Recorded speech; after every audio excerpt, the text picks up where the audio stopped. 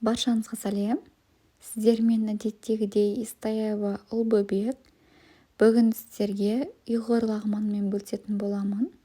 Ең алдымен қолдау ретінде YouTube каналыма тіркеліп қойыңыз. Өздеріңіз білетіндей, лағман ұйғыр халқының ұлттық тағамы болып есептеледі. Дәл осы рецептімен жасасаңыз, лағманның тестасы үзілмей әдемі болып шығады. Бұл лағманды жасасаңыз, яғни менің рецептімен жасасаңыз, тұп-тура барлығы ровно шығады. Видеоны міндетті түрде соңына дейін қарап, дәл осы рецептпен жасап көріңіз. Дәмі лағманханалардан да асып түседі. Бір жасап көрсеңіз, әрқашанда жасайсыз. Дәмі ауыздан кетпейтіндей ерекше болады. Рецепттің ингредиент мөлшерлерінің барлығын описание бөліміне қалдырып кетемін. Ең алдымен салқын суымызға тұзымызды қосып, қолымызбен тұз ерігенше жақсылап араластырып аламыз. Одан кейін ыдыстағы ұнымыздың ортасын ашып, тұз қосылған суымызды құямыз. Қолымызбен жақсылап қамыр илейміз. Қамырдың тығыздығы қаншалықты қатты және де қалың болса, бізге соншалықты жақсы. Себебі қазір біз лағман қамырын созатын кезде үзіліп кетпейді. Бізге қамыр илеу үшін көптеген күш қажет болады. Қолымызды жұдырықтап, қамырдың июі қанғанша 5-15 минут көлемінде қамыр илейміз. Қамырымыз қолға жабыспайтындай өте қатты, салмақты болуы қажет. Өздеріңіз видеода көргендей қолымның тамырлары шығып жатыр. Яғни өздеріңіз көріп тұрсыздар қаншалықты қамыр тығыз, қалың екенін. Одан кейін қамырдың бетін пищевой пленкамен жауып, 20 минут көлемінде қоямыз.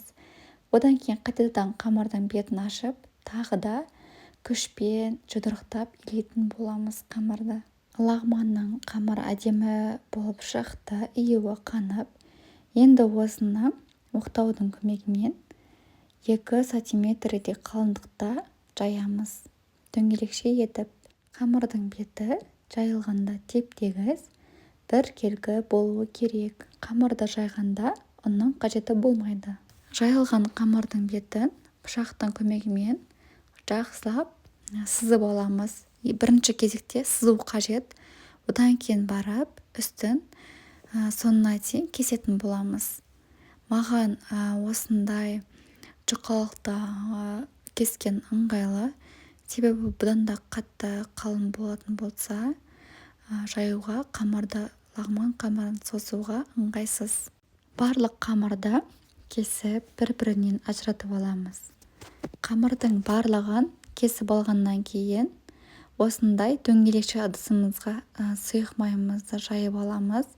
Одан кейін кезекпен кезек қамырларымызды оқтау жайғандай әдемілеп тұрып, бір келкі формада домалақтаймыз, яғни оқтау жайғандай етіп.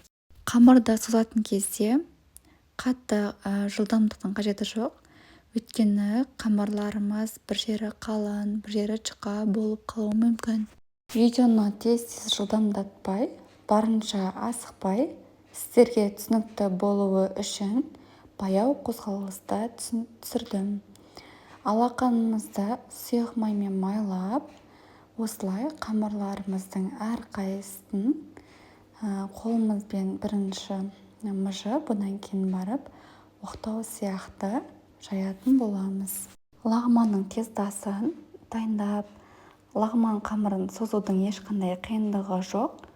Бір үйреніп алсаңыздар, оп-оңай және де әрқашанда дайындап өздеріңіздің ас мәзірлеріңізге қосатын боласыздар.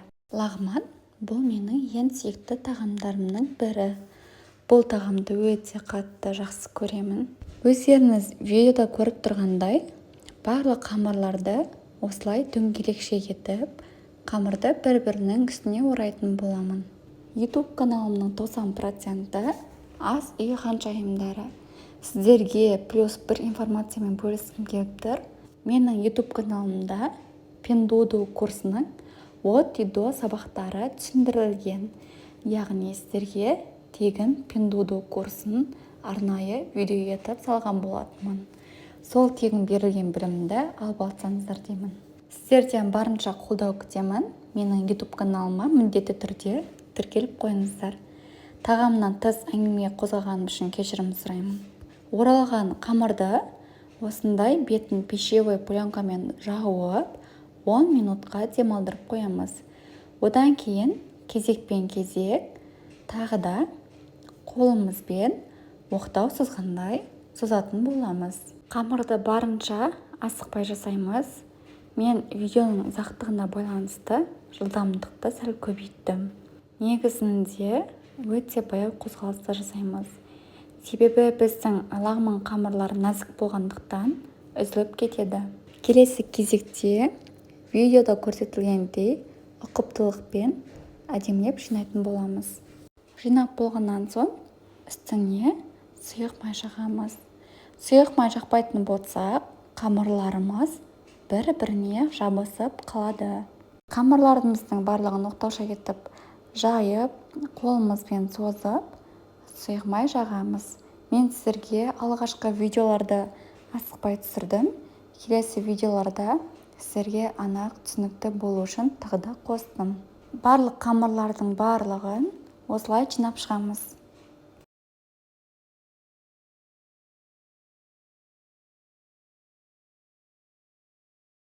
Келесі кезекте ыдысымызға су қойып, ыдысымыз қайнауға жақын қалғанда үстіне тұз қосамыз. Жаңағы созған қамырларымызды тағы да қолымызбен ұқыптылықпен созып, дәл видеода көрсетілгендей ұратын боламыз. Сонда біздің қамырларымыз одан сайын жіңішкелей, жұқа болады. Суымыз қайнай бастағанда дайын болған қамырларымызды салып, шаныш қымының көмегімен орталарын ажыратамыз. Ажыратпаған жағдайда қамырлар бір-біріне жабысып, ажырамай қалады. Қамырлар піскеннен кейін сүзгіштің көмегімен сүзіп аламыз. Қамырларды сүзіп болғаннан кейін үстіне сұйық май құямыз. Сұйық май міндетті түрде. Менің ол жасаған іс-әрекетім видеоға түспей қалыпты. Қамыр дайын болғаннан кейін начинкасын, яғни салмасын дайындайтын боламыз. Бізге қажетті заттар ет, қызыл, жасыл болгарский, майда помидор, картоп, жуа, ет, чеснок және де корейский капуста, жасыл чесноктың шөбі қажет болады. Біздің ет кішкене мұз болғандықтан осылай жапырақша етіп әдемілеп турайтын боламыз. Барлық қажетті ингредиенттің мөлшерлерін описание бөліміне қалдырып кетемін. Келесі кезекте қазанымызды қыздырып, қызғаннан кейін үстіне сұйық май құямыз. Жуамыздың ортасын бөліп, жұп-жұқа жіңішке етіп тураймыз. Туралған жуаны осылай қолымызбен бір-біріне ажыратамыз. Майымыз қызғаннан кейін қазанға еттерді салып, үстіне китайский және де өзіміздің қолданатын ас үй тұзын қосып, үстіне соевый соус қосамыз. Келесі кезекте шанышқымызбен осылай ет, соустарды жақсылап араластырамыз. Қатты араластырудың қажеті жоқ, себебі біздің еттер жұқа болғандықтан езіліп кетеді. Етіміз қуырылып болғаннан кейін үстіне пиязымызды саламыз. Тағы да шанышқымен әдемілеп араластырамыз. Келесі кезекте картопымызды ромб фигурасымен тураймыз. Оны да салып, жаңағы майда помидорлардың ортасын екіге бөліп, үстіне жаңағы болгарский, жасыл чесноктың шөбін барлығын қосып, тағы да араластырамыз. Жасыл болгарскийді сопақша ұзынша етіп турап, одан кейін корейский капустаны 4 бұрыш формада турап, барлығын қазанға салып, шанышқымен араластырамыз. Қазанның крышкасын жауып, баяу оттықта қойып қоямыз. Мінекей, біздің ұйғыр лағманы дайын болды. Міндетті түрде жасап көруге кеңес беремін. Бір жасасаңыздар, әрқашанда жасайсыздар. Дәмі өте дәмді, ерекше, ауызда қалады. Бұл тағам менің сүйікті тағамдарымның бірі, тағы да айтып кетейін. видео ұнаса лайк басып пікір қалдыра кетіңіздер. Сіздерден қолдау күтемін. Менің YouTube каналыма тіркеліп қойыңыздар. Бізге ас болсын.